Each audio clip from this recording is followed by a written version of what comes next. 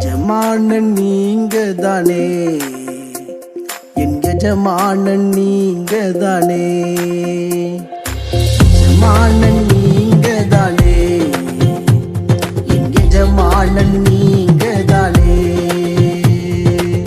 உன் கரத்தையே நோக்கிடுவேன் என்னை என்றும். ஆண்டவராகிய இயேசு கிறிஸ்துவின் நாமத்தினாலே உங்கள் யாவருக்கும் 2190வது காலை மன்னா செய்தி மூலமாக உங்களை சந்திப்பதில் மிக்க மகிழ்ச்சி அடைகிறேன். தேவனாகிய கர்த்தர் இந்த இரவு முழுதும் பாதுகாத்து அற்புதமாய் ஒரு புதிய நாளை தந்திருக்கிறார். அவருக்கே மகிமை உண்டாகட்டும். இந்த நாளிலும் நாம் யாருக்காக எதற்காக ஜெபிக்க வேண்டும் என்று சொன்னால், ரட்சிக்கப்படாத வாலிபர்கள் ரட்சிக்கப்படவும், ரட்சிக்கப்பட்ட வாலிபர்கள் தங்கள் சபையோடு இணைந்து பகுதி நேரமாய் முழு நேரமாய் கர்த்தருடைய ஊழியத்தை செய்ய அர்ப்பணிக்கும்படியாக ஜெபிப்போம். தேவன் பெரிய காரியங்களை செய்வாராக. இந்த காலை மன்னா ஆதாரத்துக்காக எடுத்துக்கொண்ட வேத வசனம் மத்திய எழுதின சுவிசேஷம் 15ஆம் அதிகாரம் 30-31 ஆகிய வசனங்கள்.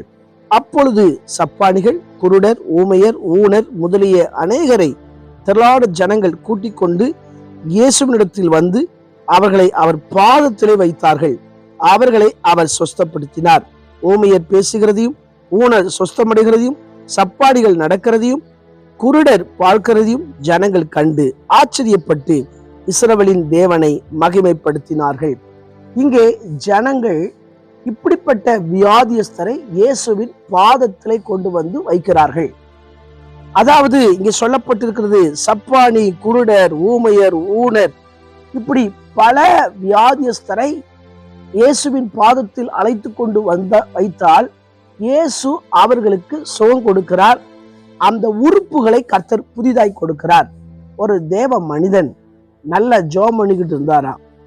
அதாவது சாம் ஜெபத்துறை கால சென்ற அந்த ஐயா ஜெபம் பண்ணிக்கிட்டு இருக்கும் போது ஆண்டவர் அவரை பரலோகத்துக்கு எடுத்துக்கொண்டு ஒரு குறிப்பிட்ட அறையை காமித்தாராம்.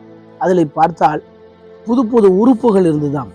அப்போ ஆண்டவரே இது என்ன என்று கேட்டால், ஆண்டவர் சொன்னாரா, இது பூமியில யாரெல்லாம் புதிய உறுப்புக்காக கேட்கிறாங்களோ அவங்களுக்கு கொண்டு பொருத்துவதற்காக வைத்திருக்கிறேன்னு சொல்லி. பாத்தீங்களா, ஆண்டவர் இன்றைக்கும் எப்படிப்பட்ட காரியங்களை செய்கிறார். ஆகவே தான் ஆண்டவரை பற்றி அநேகர் சாட்சி சொல்றாங்க. நான் இப்படிப்பட்ட பலவீனத்தோடு இருந்தேன், கர்த்தர் என் பலவீனத்தை மாற்றினார். பலருக்கு கர்த்தர் பல அற்புதங்களை, இயற்கைக்கு அப்பாற்பட்ட அற்புதங்களை செய்திருக்கிறார். இங்க இயேசு இப்படிப்பட்ட வியாதியர்களுக்கு கர்த்தர் சுகத்தை கொடுக்கிறார். பைபிள்ல இயேசு நன்மை செய்கிறவரா சுற்றி திரிந்தாராம். இன்னைக்கும் நம்முடைய தேசத்துல அநேகர் பலவீனப்பட்டு மரணத்துக்கு எதுவா இருக்கிறாங்க. ஆனால் நம்ம அவர்களை அழைத்து கொண்டு இயேசுவின் சமூகத்துக்கு ஆண்டவருடைய வார்த்தையை கேட்க வைத்தால் நிச்சயமாய் கர்த்தர் அவர்களுக்கு சுகத்தை கொடுப்பார். அப்போஸ்தலர் நடபடிகள் 14ஆம் அதிகாரம் 8-11 வசனங்களை வாசித்தால், லிஸ்திராவில ஒருத்தன் தாயின் வயிற்றுல பிறவியில இருந்த சப்பானியா இருக்கிறான். பவுல் பேசின வசனங்களை அவன் கேட்கிறான். அந்த பிறவி சப்பானிக்கு ரட்சிப்பு கேட்ட விசுவாசம் உண்டு என்று அறிந்து பவுல் சொல்றாரு, நீ எழுந்து காலுண்டு நிமிர்ந்து நில் என்று சொல்லி உரத்த சத்தமா சொல்றாரு. உடனே அவன் குதித்தெழுந்து நடந்தான். ஜனங்கள் எல்லாரும் பார்த்து பிரமித்தார்களாம். ஆண்டவர் பிறவி சப்பானிக்கு ஒரு சுகத்தை கொடுத்திருக்கிறார். இப்படிப்பட்ட சம்பவங்கள் வேதம் முழுவதும் அடங்கி இருக்கிறது. இன்னைக்கு நீங்க இயேசுவின் பாவத்துல வருவீங்கன்னா, எப்பேற்பட்ட வியாதியா இருந்தாலும் சரி, ஆண்டவர் நிச்சயம் உங்களுக்கு சுகத்தை கொடுப்பார். நீங்கள் ஜெபித்தால் கர்த்தர் உங்க வாழ்க்கையில அற்புதம் செய்வார். ஒருவேளை உங்க பிள்ளைகளுக்கு, உங்க குடும்ப அங்கத்தினர்களுக்கு, உங்க ஃப்ரெண்ட்ஸுக்கு யாருக்காவது கொடிய வியாதி இருக்கிறதா, சில நேரங்களில் ரொம்ப கஷ்டப்படுறாங்களா, ஆண்டவருடைய சமூகத்துக்கு அழைத்து கொண்டு வாங்க. ஆண்டவருடைய சமூகத்துல ஜெபம் பண்ணுங்க. ஆண்டவர் நிச்சயம் சுகத்தை கொடுத்து பலப்படுத்துவார். கண்களை மூடி ஜெபிப்போமா? எங்களை நேசிக்கிற நல்ல தகப்பனே, இந்த வேலைக்காய் வருகிறோம். ஆண்டவரே ஸ்தோத்திரம். தொடர்ந்து இன்னைக்கும் எங்க தேசத்துல, எங்க தெரிந்த குடும்பங்கள்ல, எங்களுடைய குடும்பங்கள்ல அநேகர் பலவீனப்பட்டு இருக்கிறாங்க. கர்த்தர் அற்புதமான சுகத்தை கொடுப்பீராக. ஆண்டவர் தொடர்ந்து உங்க அற்புதத்தை செய்து ஜனங்கள் பிரமிக்கத்தக்க, நீர் மகிமைப்படத்தக்க ஒரு அற்புதத்தை செய்வீரா ஜெபிக்கிறேன். பிறந்த நாள், திருமண நாளை நினைவு கூறுகிற ஒவ்வொருவரையும் ஆசீர்வதிங்க. தொடர்ந்து நாளைக்கு நடக்கிற ஆராதனையில கர்த்தருடைய கிருபை இருக்கட்டும். அநேக பரிசுத்தவான்களை பயன்படுத்துங்க. எல்லா விசுவாசிகளும் தங்களுடைய சபைக்கு சென்று தேவனை மகிமைப்படுத்தட்டும்.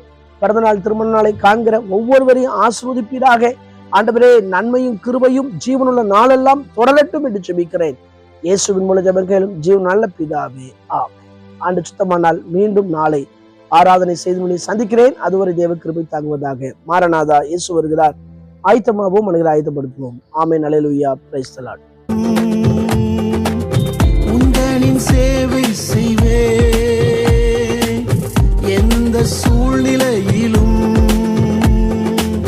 என் ஜீவன் பிரியும் வரை உண்மையாய்